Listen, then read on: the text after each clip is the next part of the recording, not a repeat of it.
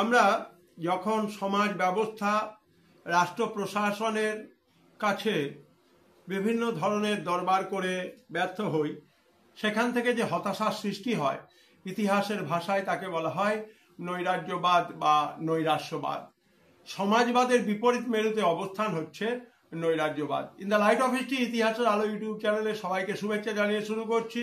নৈরাজ্যবাদ বা অ্যানার্কিজম, যা কিনা সমাজবাদের ঠিক বিপরীত মেরুতে অবস্থান করছে, এবং অ্যানার্কিজম বা নৈরাশ্যবাদ বা নৈরাজ্যবাদ প্রুধো, পিটার ক্রপটকিন, বাকুনিন এরা কিন্তু এই ধারণাকে ব্যক্ত করেছিলেন।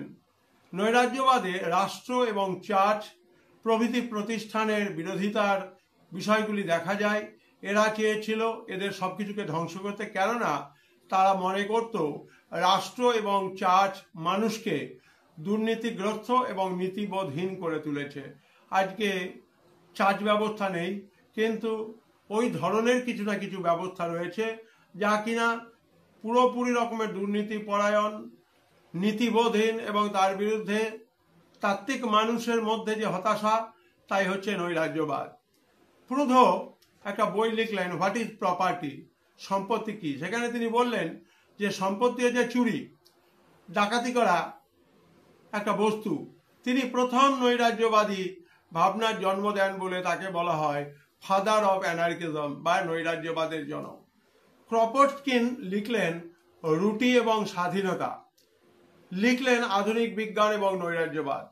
এই দুটি গ্রন্থেই তিনি নৈরাজ্যবাদের কথা তুলে ধরলেন, এবং বাকুনিন বললেন রাষ্ট্র হলো যাবতীয় অত্যাচারের উৎস এবং ধর্ম হচ্ছে সমষ্টিগত উষ্ণতা। অর্থাৎ এখানে ধর্ম এবং রাষ্ট্রকে তারা কিন্তু কাঠগড়ায় তুলেছেন এবং তার বিরুদ্ধেই তাদের নৈরাশ্যবাদী মতামত।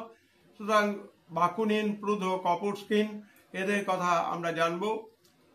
অন্যান্য ভিডিওর আপডেট পেতে নজরে রাখো in the light of history ইতিহাস আলো ইউটিউব চ্যানেল। ভালো লাগলে সাবস্ক্রাইব করো, শেয়ার করো এবং আরও বেশি করে এই ধারণাগুলোকে জানবার চেষ্টা করো, কারণ আমাদের রাষ্ট্রযন্ত্র রয়েছে, সেখানে কিন্তু শিক্ষিত যুবকদের মধ্যে নৈরাশ্যবাদের, হতাশাবাদের জন্ম হচ্ছে, এবং তার অনেক পূর্ব ইতিহাস একটা রয়েছে।